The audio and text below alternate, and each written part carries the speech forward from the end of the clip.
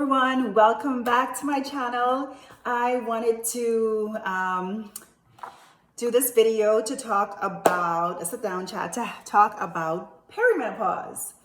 I thought that this would be the perfect time to have this discussion where since I am currently experiencing a little bit more of the perimenopause symptoms around this time of the month, if you know what I mean. Homegirl is visiting. Yeah. So yes, before I start, I just want to say I am not a physician.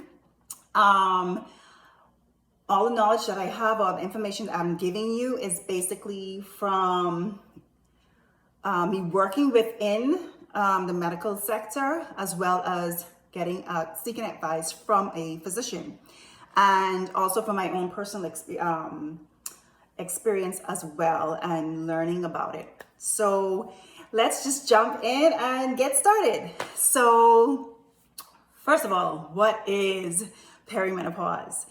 Perimenopause is the time around menopause, that period of time leading up to menopause. So you would start to, perimenopause will be where you start to have a little bit of those symptoms before you hit that real stage of menopause. The average age for menopause is actually 51, but it can range from the ages of 41 to 58.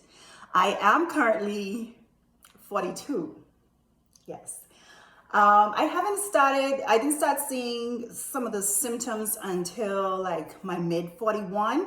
I started to have a little bit, I would say, more of the night sweat a little bit. And the only time I actually would have the night sweat is around that time of the month. That's why I wanted to really talk to you guys. So like the 2-3 days leading up to that cycle period, I would start to feel really hot and sweat at night. And it also will continue on during that cycle period for me. Another thing, what would contribute to you having those symptoms is if your estrogen level is extremely high. You will start to have those symptoms. It needs your estrogen level and your progesterone level needs to be balanced in order so that you're less likely to have those symptoms of perimenopause, those stages as that early.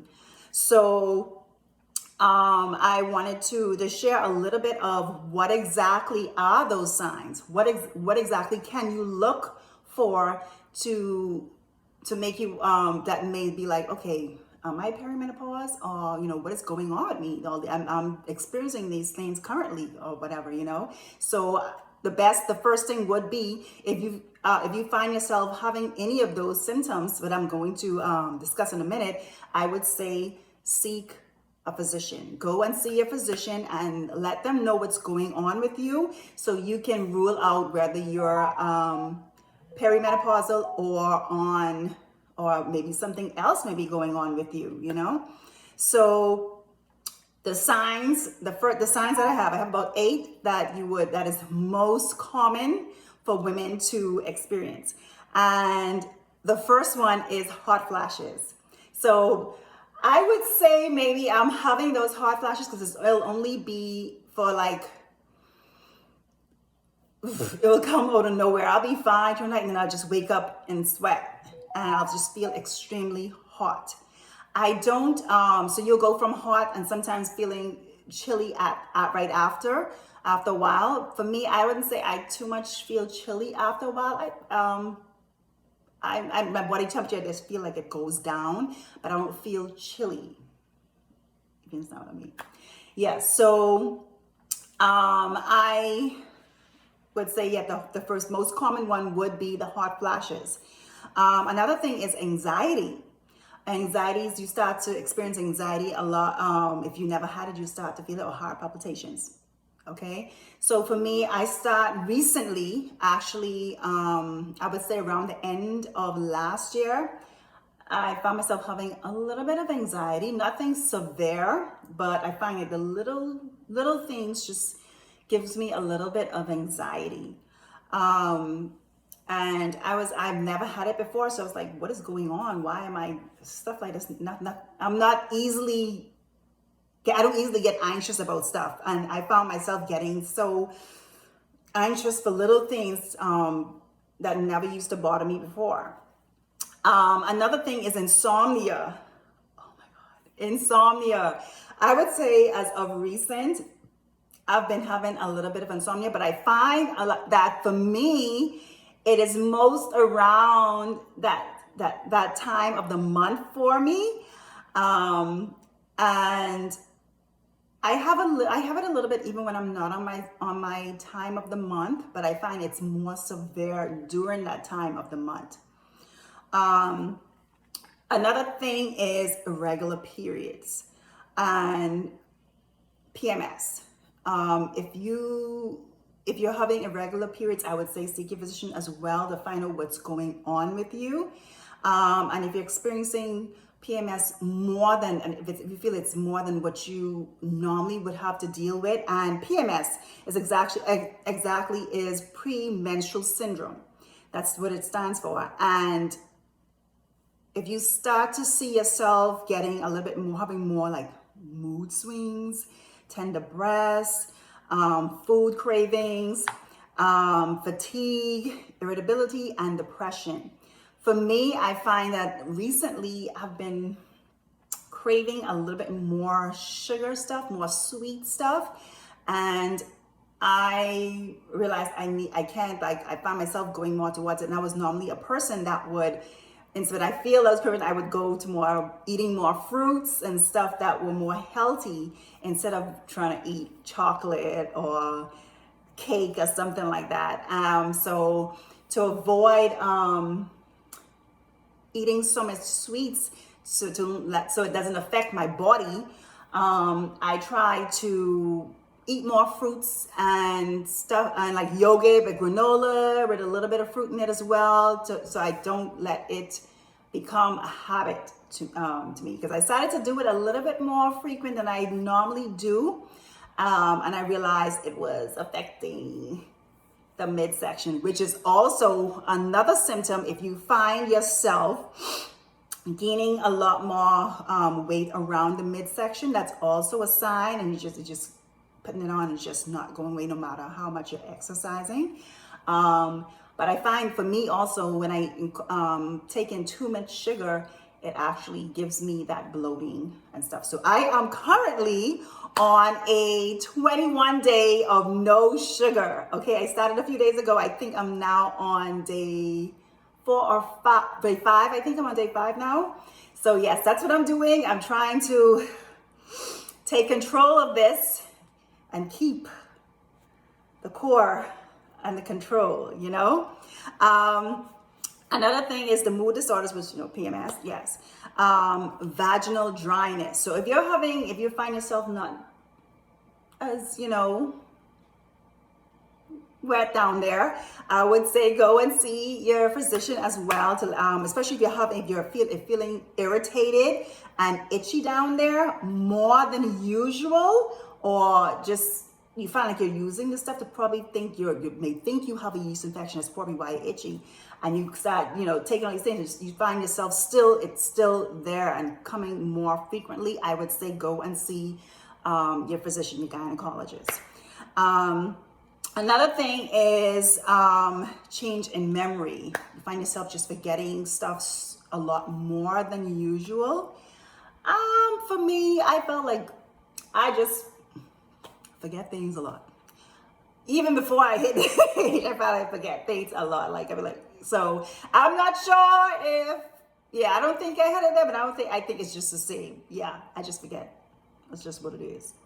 Another thing is urinary symptoms, but you have like leakage. Whenever you like cough or laugh, you find yourself like letting out a little bit leakage down there. And if you're not pregnant, and you're just leaking when you cough and you laugh, sister girl, something's wrong. You shouldn't just be leaking for no reason down there when you laugh. Yeah, anyway, let's move on. Another thing is changes in sex drive. So if you find yourself not being aroused like you probably or normally would, and it may not be that you may think, oh, am I not attracted to my partner anymore, or what is going on with me? And so I would say go and find out exactly if that may be some sign of it as to why you're not your sex drive has decreased. And also, what plays a part in that sometimes too, us not taking care of our body. To help fight some of this and not have such severe symptoms at those early stages before you even reach that stage of menopause, I would say to start taking care of your body. For me, I was always someone that was very much into fitness. So today I still do it. I just feel really great when I work out. I feel amazing when I work out, especially for those who may be feeling depressed. When you work out, those endorphins just give you a whole new, like your mindset just changes.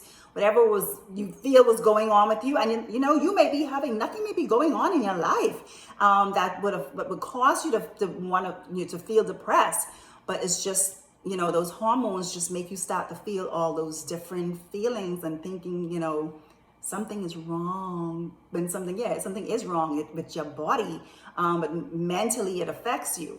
So exercising for me really helps and keep me energized. When I work out, I have a boost of energy.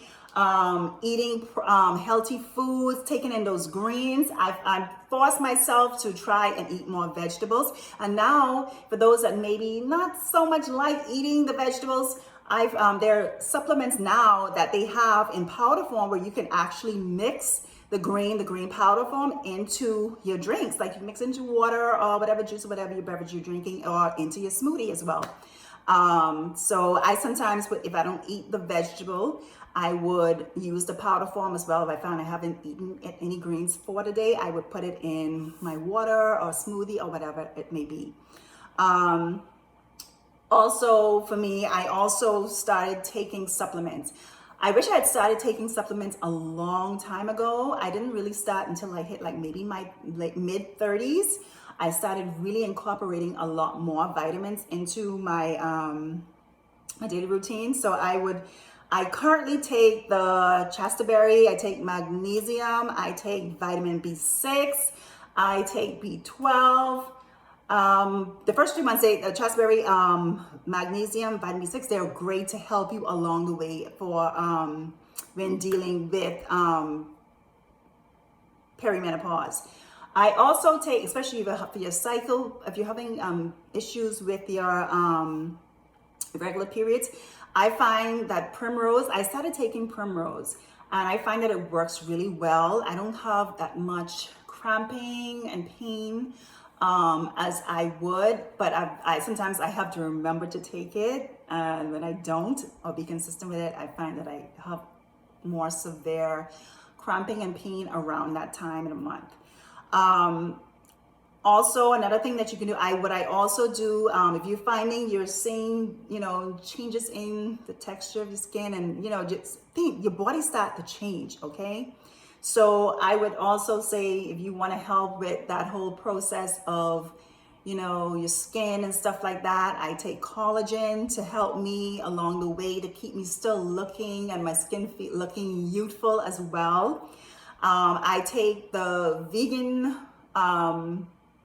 collagen. I can't take anything with dairy, so a lot of them do contain dairy, which also is not quite good for you, taking in so much dairy into your system. So some of you may be fine and doesn't affect you at all. For me, I cannot do the dairy. I get extreme breakouts on my skin when I do, and my stomach just feels unsettled when I take in too much dairy or eat dairy at all. So yeah, so taking collagen also helps with, with the process of, you and your skin, your youthfulness and stuff like that. Also, I take vitamin D 3. I take that. I take also my female multivitamin. I make sure I take that consistently because it helps a lot with a lot of things. The calcium, the one that I take has a lot of mixture and calcium and all that kind of stuff already inside of it. So I don't have to take so many different ones because it contains it. Sometimes I take the D3 liquid form. I find that it works so much better to me. I don't know if it's just my mind, but to me, I feel it works a lot better than taking the pill form. So I'm doing the things to help me deal with those things so it doesn't affect me and before I actually hit menopause. And I just wanted to share a little bit of that with you guys to start incorporating certain things, changing your eating habits, exercising. And if you're finding yourself experiencing any of these symptoms, I would suggest going to see your physician, get tested to find out exactly which levels of your hormone is imbalanced so you can start to deal with it and actually take the stuff to help build it back to where it needs to be so that when you do hit that stage of menopause, you're not feeling like you're drowning in it and you don't know how to deal with it. So yeah, that is just a little bit of the information I wanted to share with you guys. I will still come back and give you a few more details and let you see how I am progressing along as I age, and if I'm starting to develop more of these symptoms and what I'm doing to try and help it along the way where it does not affect me that much. But right now, to me, I find like the little hot flashes, but I only have around that time of the month is a little bit of what I'm experiencing, not severe. A little bit of anxiety, very, very little of it. And currently insomnia. So that's really it for me. I don't have any of those other issues, but I'm dealing with it, with the insomnia part of it. I find that exercising and stretching a little bit before bedtime and a nice cup of tea gets me settled at night. Sometimes I'm lazy and I don't want to stretch, but I find that when I do stretch, do a little bit of yoga and say a little prayer, I actually find myself sleeping a lot better than when I don't do it. So there are things to help you deal with these symptoms. Start seeking the help that you may need if you're experiencing any of these so we can all work through this together and not have to suffer with it. Okay, so I wanted to share that with you guys. I hope that this was very helpful for you, and I'll talk to you soon in my next video. Bye.